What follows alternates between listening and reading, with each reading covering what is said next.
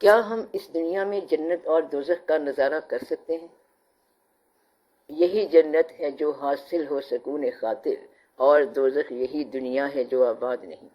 اگر سکون خاطر ہے تو یہی جنت ہے، اور اگر یہ بھی حاصل نہیں ہے تو پھر یہ دوزخ ہے۔ تو سکون لینے کا ذریعہ کیا ہے کہ سکون دو؟ عام طور پر گھریلو زندگی میں جس آدمی سے آپ کو گلہ ہے تو آپ یہ بھی دیکھو کہ اس کی زندگی میں آپ نے کیا نیکیاں کی ہیں، کیونکہ اس کو بھی آپ سے گلہ ہے۔ آپ کو گلہ ہے تو اس کو بھی گلہ ہے کہ میرے لیے آپ نے کیا کیا ہے۔ تو دنیا کے اندر سکون دو گے تو سکون ملے گا، ورنہ سکون نہیں ملے گا۔ یہ جنت کا طریقہ ہے۔ کیا طریقہ ہے؟ کہ اس کو سکون دو جس سے آپ کو سکون نہیں ملا، اور معاف اسے کرو جس نے آپ کو معاف نہیں کیا۔ پھر دیکھو کہانی کیسے بنتی ہے، اگر آپ نے کہانی بنانی ہو تو، ورنہ پھر تو مشکل ہے۔ سر وقت کیا ہے؟ وقت یہ ہے کہ کوئی خوش نصیب بندہ آپ سے محبت کرے۔ وقت کے 3 حصے میں نے پہلے بھی بتائے ہیں کہ ازل سے پہلے بھی وقت ہے، ازل کے بعد بھی وقت ہے، حال، ماضی، مستقبل وقت ہے۔ مگر اصل بات یہ ہے کہ جو لمحہ موجود ہے اس کا نام وقت ہے، جو لمحہ گزر گیا اس کا نام ماضی ہے، اور جو ابھی آیا نہیں ہے اس کا نام مستقبل ہے۔ اور وقت وہ ہے جو تیرے پاس ایک لمحہ ہے، اسی میں صدیاں ہیں، اسی میں زمانے ہیں، اسی میں واقعات ہیں، اسی میں آپ لوگ آتے ہیں اور اسی میں چلے جاتے ہیں، اور یہ بہت ہی چھوٹا سا حصہ ہے، ایک مائکرو حصہ ہے۔ یہ ہے وقت، ٹائم۔ سر اس کا مطلب یہ ہے کہ اس لمحے کا ادراک جو ہے وہی شعور ہے، وہ تو زندگی کا شعور ہے، کانشسنس ہے، اور آگہی ہے۔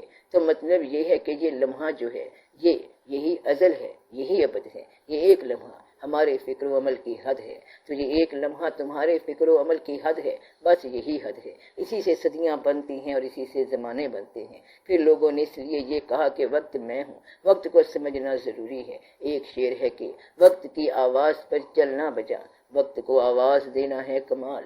وہ لوگ جو وقت کے شاہ سوار ہیں وہ زماں میں وقت روکنے والے ہیں۔ صاحب وقت زمانے روک دے، اور وقت کا راکب جو ہے وہ جا رہا ہوتا ہے، اور وقت کا پتہ نہیں چلتا کہ ساکن ہو گیا، اور پھر جو ہوا سو ہوا، جو دیکھا سو دیکھا، جو بولے سو بولے، اور جب وقت کو ریلیز کیا دوبارہ چلایا تو وقت ریلیز ہو گیا۔ تو یہ راکب وقت کی بات ہے۔ ہم جو ہیں اور قسم کے لوگ ہیں، اور ہم پر وقت حاوی ہے، اور وہ لوگ وقت پر حاوی تھے اور حاوی ہیں، وہ زمانوں پر حاوی ہیں۔ تو وقت کو روکا جا سکتا ہے، اور وقت جو ہے زمان و مکان سے باہر ہے۔ جو لا مقام عبادت کرتے ہیں ان کا زمان و مکان سوا ہے۔ اب آپ یہ راز دیکھیں کہ آپ کہاں پر ہیں۔ باقی تو آسمان ہے جس میں سورج ہے، یہ وقت بنانے والا ٹائم میکر ہے، اور سورج سے پرے جو کائنات ہے وہاں کیا وقت ہے؟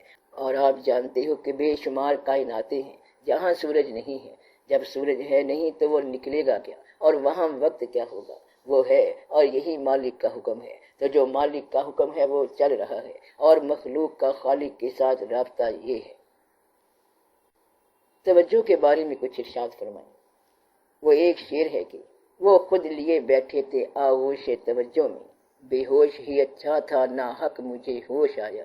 تو توجہ اس کو کہتے ہیں۔ توجہ دور سے بھی ہوتی ہے اور قریب سے بھی ہو جاتی ہے۔ اس میں بڑا راز ہے۔ اس کا مطلب یہ ہے کہ ایک آدمی جا رہا ہے اور دوسرے کے پاس سے گزرا، اور اس نے اس کے لیے دعا کر دی کہ یا اللہ اس کو سلامت رکھنا، بس اتنی سی بات کر دی اور توجہ ہو گئی، اور کسی نے تسلیم نہیں کیا، کسی نے شور نہیں مچایا۔ جس کے لیے دعا کی ہے اس کو بھی معلوم نہیں ہوگا، اس کے دل کو بھی معلوم نہیں ہوگا، لیکن یہ توجہ ہو گئی۔ توجہ دلانے والا دلاتا ہے۔ توجہ یہ ہے کہ کسی کی نگاہ میں آنا، آگے وہ نگاہ خود ہی اصلاح کر دیتی ہے، پھر اسے ڈھالنا نہیں ہوتا، بلکہ وہ خود بخود ڈھل جاتا ہے۔ وہ نگاہ ایسی ہوتی ہے کہ دوسرے کو خوشگوار دیکھنا چاہتی ہے، اور اگر غمگین بندہ اس کی نگاہ میں آ جائے تو وہ خود بخود ٹھیک ہو جاتا ہے، کیونکہ وہ نگاہ ہی ایسی ہوتی ہے۔ تو اسے توجہ کہتے ہیں۔ توجہ کا مطلب یہ ہے کہ اس آدمی کے دل و دماغ میں آپ کے بارے میں ایک ایسا نقشہ پیدا ہو جانا جو اسے پسند ہے، یہ خود بخود ہو جائے گا۔ تو یہ توجہ ہے۔ یہ فزیکل لیول پر بھی ہے،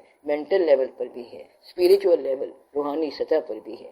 آپ آدھی زندگی دوسروں کی توجہ سے گزارتے ہیں، اور آپ کی اپنی توجہ تو ہے ہی کوئی نہیں، اور یہ کسی کی مہربانی کی توجہ ہے۔ کونج جو ہے وہ تنہا چلتی ہے، تو یہ پہاڑوں میں برف میں انڈے دے کر آ جاتی ہے، یعنی انڈے ٹھنڈے علاقوں میں دے کر گرم علاقوں میں آ جاتی ہے۔ لوگوں نے دیکھا کہ برف کے اندر انڈے گرم تھے، اور پھر ان سے بچے پیدا ہو گئے، تو یہ گرمی کہاں سے آئی؟ پتہ چلا کونج توجہ سے انڈوں کو سیتی ہے، ہزاروں میل دور سے اس کی توجہ سے انڈے پر گرمی پڑتی ہے، تو یہ بھی توجہ ہے۔ آج ایک راز میں آپ کو بتاتا ہوں، نام یعنی اسم اور مسمہ دو چیزیں ہیں۔ جس کا اسم ہے وہ مسمہ کہلائے گا، تو اسم اس کا تھا اور وہ مسمہ ہے۔ تو کچھ لوگوں کے نام عزت کے ساتھ مشہور ہو گئے اور کچھ لوگوں کے نہیں ہوئے۔ اگر کوئی عزت والا نام آپ نے پکارا کہ یہ نام والا فلاں کام کرتا تھا اور آپ نے وہ نام پکارا، وہ بندہ چلا بھی گیا۔ اگر نام اس کا مشکل کشا ہے اور ذات جو ہے وہ بہت دور ہے، مگر مشکل کشائی کا ٹائٹل ہے، وصف ہے کہ وہ کام کر دے، مشکل دور کر دے، اور آپ نے بے وقت مشکل کشائی کا نام لے لیا کیونکہ آپ تو بعد میں آئے ہیں، تو وہ ذات جہاں بھی ہے اپنے اسم کی حفاظت کرے گی اور وہاں جا کر مشکل کشائی کرے گی۔ تو یہ توجہ ہے۔ تو توجہ کیا ہے؟ وہ نام جو مقدس ہو گیا وہ مقدس ہی رہے گا، اور وہ ذات جس کا یہ نام ہے جہاں بھی ہے وہ اپنے نام کی حفاظت کرتی ہے، اور اگر اللہ سے بات کرتا ہے تو یہ اور ہی اچھی بات ہے۔ تو نیک ناموں کو نیک رہنے دینا یہ توجہ ہے۔ کون کرتا ہے؟ اللہ کرتا ہے یا بندہ کرتا ہے؟ آپ جیسے مرضی کہہ لو، ہمارے حساب سے بندہ خود ہی کر لیتا ہے، تو مشکل کشا ہی اپنے نام کو مشکل کشا بناتا ہے۔ یہ ہمارا خیال ہے، اور تمہارا خیال جو کچھ بھی ہو۔ جو کہتا ہے کہ وہ ایسا نہیں کر سکتے تو وہ اس لیے کہتا ہے کیونکہ وہ مانتا نہیں ہے۔ تو بات یہ ہے کہ نام کو پرانے ٹائٹل کے ساتھ محفوظ رکھنا۔ یہ نہیں ہوگا کہ مقدس نام کسی آنے والے زمانے میں غیر مقدس ہو جائے، یہ کبھی نہیں ہوگا، وہ مقدس ہی رہے گا۔ یہ اسلام کی شان ہے۔ آستانہ بن گیا تو بنا ہی رہے گا۔ تو توجہ کیا ہوئی کہ اپنے نام کے ساتھ مسمہ کی توجہ ہوتی ہے۔ اس نام کے سائے میں آ جاؤ تو توجہ مل جاتی ہے۔ اس لیے جو تمہارے دل میں ہے تم اس کے دل میں ہو۔ آپ اپنے دل کو دیکھیں کہ آپ کی توجہ کس طرف ہے، تو اس کی توجہ آپ کی طرف ہوگی۔ تو جو آپ کے دل میں ہے آپ اس کے دل میں ہے۔ اب آپ لوگ دعا کرو۔ دعا یہ ہے کہ اللہ تعالیٰ سب پر رحم فرمائے۔ یا اللہ ہم پر مہربانی فرما۔ یا اللہ ہماری غفلتیں اور گناہ معاف فرما، ہم پر نوازش خاص فرما۔ یا اللہ اپنے محبوب پاک صلی اللہ علیہ وآلہ وسلم کی محبت عطا فرما۔ یا رب العالمین کرم فرما، ہم سے جو غلطیاں اور غفلتیں ہوئی ہیں ان سب کو معاف فرما۔ یا رب العالمین اس ملک کو بھی سلامت رکھ اور ملک والوں کو بھی سلامت رکھ، آمین یا رب العالمین۔